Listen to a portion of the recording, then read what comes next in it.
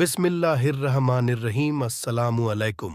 यूं तो पूरे कुरान मुकद्दस में एक एक लफ्ज में इबरत है और सब इबरत ही की बातें हैं, लेकिन इस सूरत मुबारका की खुसूसियत ये है, इसमें एक पूरी फैमिली की जिंदगी को, जिसमें वालिदैन भी है और फिर खाला भी है, सौतेली माँ भी है, भाभियाँ भी है, भाई भी है, सौतेले उसके पूरे वाकयात है, फिर बादशाहत है, फिर बादशाह की बीवी का मामला है, उसकी सहेलियों का मामला है, यानी एक पूरी दास्तां है जिसमें हमें बहुत इबरत की बातें इससे हमें नसीब होती है।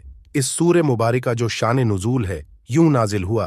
अल्लाह ताला की ये शान है कि सूरतों के नुज़ूल से पहले ऐसा माहौल क्रिएट होता था, ऐसा माहौल बनता था, उस माहौल के तनाजुल में या कोई आयत आती थी या कोई सूरत आती थी।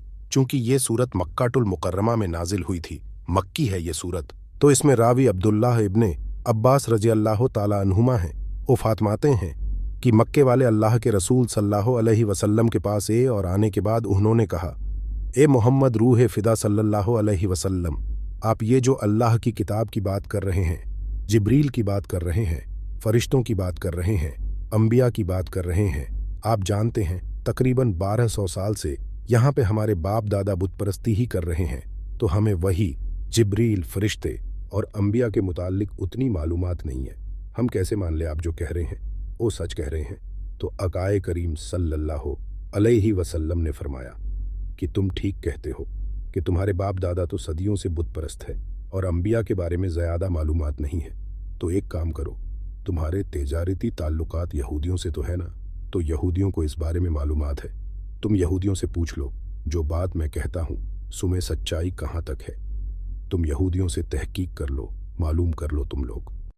तो वो सब लोग अब्बू जहल के चाचा जाद भाई इतरा के घर में जमा हुए और फिर वहां पर उन लोगों ने सब जमा होकर के एक खत लिखा, जिसमें जो यहूद के जो बड़े लोग थे, जैसे काफ बिन अशरफ है, इब्ने यामिन है, मालिक बिन नुसाइफ है, हुई इब्ने अक्ताब है, इस तरह के जो बड़े लोग थे यहूद के, उनको उन लोगों ने खत लिखा कि हमारे यहाँ एक शख्स है, उसकी खूबसूरती ऐसी है, आंखें ऐसी है, उनकी जुल्फें ऐसी हैं, उनका किरदार ऐसा है, उनका लिबास ऐसा है, सारी चीजें।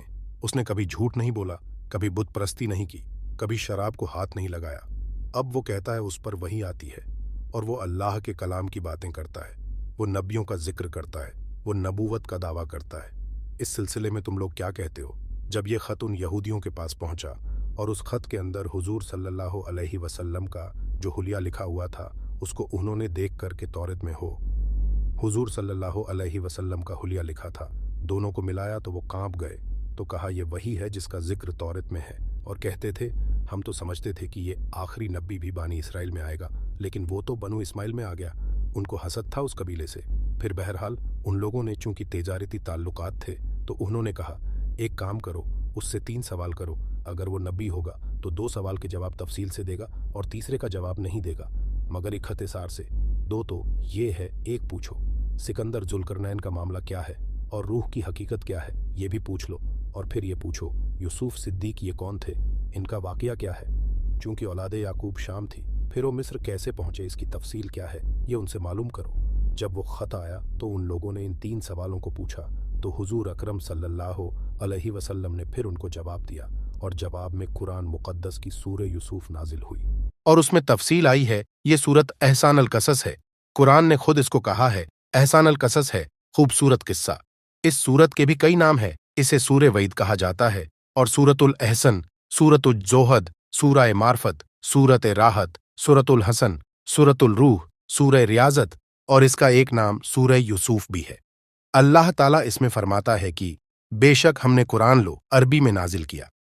अरबी में कुरान नाजिल करने का मकसद ये है ताकि तुम समझो, क्योंकि कुरान का अवलीन मुखातिब अरब है, तो किनसे बात की जा रही है तो उन्हीं को नहीं पता चलेगा, तो कैसे काम होगा। तो कुरान अरबी में नाजिल किया गया।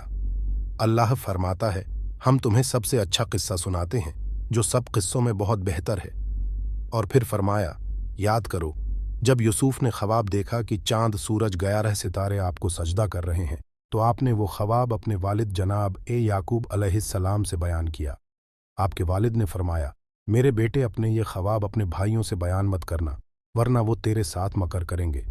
यूसुफ अलैहिस्सलाम ने कहा मेरे साथ मेरे भाई कैसे मकर करेंगे? याकूब अलैहिस्सलाम ने फरमाया शैतान इंसान का खुला हुआ दुश्मन है, ये मकर शैतान लगाएगा।